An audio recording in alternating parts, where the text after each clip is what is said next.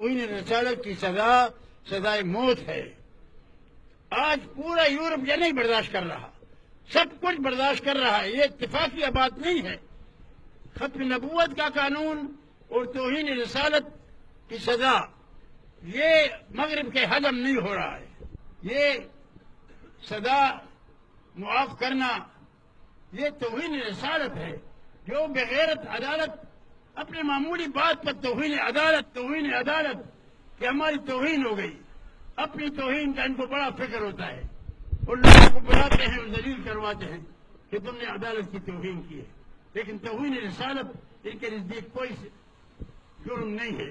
میں کہتا ہوں ان ججوں نے آئین سے غداری کی ہے، آئین کی خلاف ورزی کی ہے، اور ان ججوں نے رسالت کی توہین کر کے آئین سے بغاوت کی ہے۔ میں سمجھتا ہوں کہ ان توہین رسالت کرنے والے ججوں کو نہ صرف یہ کہ معطل کیا جائے، بلکہ وہ آئین کا جو دفعہ ہے توہین رسالت کا، جس کی سزا قتل ہے، وہ سزا ان ججوں پر نافذ کی جائے۔ نعرہ تکبیر، نعرہ تکبیر، ناموس رسالت، قانون ناموس رسالت۔ جب تک ان ججوں کو توہین رسالت کی سزا نہ ہو، یہ بدبخت انسان تھا، یہ نثار ثاقب، اس نے بڑا نام کمایا تھا اور بڑے سخت اقدامات کر رہا تھا بڑے بڑے ظالموں کے خلاف، اور بڑے بڑے چوروں کو پکڑ رہا تھا، بدراء کو پکڑ رہا تھا۔ تو ہم نے کہا یہ تو اللہ نے گویا بڑا کوئی فرشتہ بھیجا ہے، لیکن وہ فرشتہ شیطان نکلا، وہ ابلیس کا بچہ نکلا۔ اس خبیث نے اپنے سارے نیکلامی پر پانی ڈلوایا اور اس نے اپنے سب کچھ نیکلامی کو بہا کر لے گیا۔ تو یہ صورتحال میں نے آپ نے شاہ صاحب سے سنا، میں عمران خان سے پچھلے دنوں ملا، تو پہلی ملاقات میں پہلی بات ایجنڈے پر میں نے یہی رکھی تھی کہ بات چل رہی ہے آسیہ کو چھوڑنے کی۔ تو آسیہ کے چھوڑنے کا مسئلہ کیا ہے؟ وہ پریشان سا تھا کہ بہت یعنی خاص وضاحت نہیں کر رہا تھا، لیکن گو مگو میں تھا۔ میں نے کہا ایسا کرو گے تو تمہاری حکومت اللہ چھین لے گا، کیونکہ میں نے نواز شریف نے راتوں رات ممتاز قادری کو پھانسی پر لٹکایا، حالانکہ پورا ہندوستان اور پاکستان ضرورت نہیں کر سکتا، لیکن وہ خبیث آدمی ہزار مرزائیوں سے زیادہ خطرناک تھا۔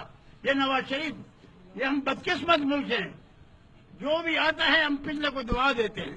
تو اس شخص کو کوئی پرواہ نہیں تھی امریکہ کے غلامی میں، ہمیں اتنا پھنسا دیا کہ راتوں رات ممتاز قادری کو اس نے پھانسی پر لٹکایا۔ تو میں نے یہ سارا قصہ کیا عمران خان کو، میں نے عمران کو یہ نواز شریف کا قصہ بھی کیا کہ دیکھو اب جو بھی ہو ڈٹ جاؤ، دباؤ میں مت آؤ۔ تو اب یہ ججوں کا جو آیا ہے ہمارے اوپر ایک عذاب، ان ججوں کو سزا دی جائے، اور میں کہتا ہوں کہ عمران خان ڈٹ جائے، ان ججوں کو معزول کر دے یا یہ فیصلہ واپس دلوائے۔ اگر ایسا نہیں کرتا تو میرا یقین ہے کہ اس کی بھی ذلت کے دن آ گئے ہوں گے۔ اللہ تعالیٰ اس کو ذلیل اور خوار کر کے نکالے گا۔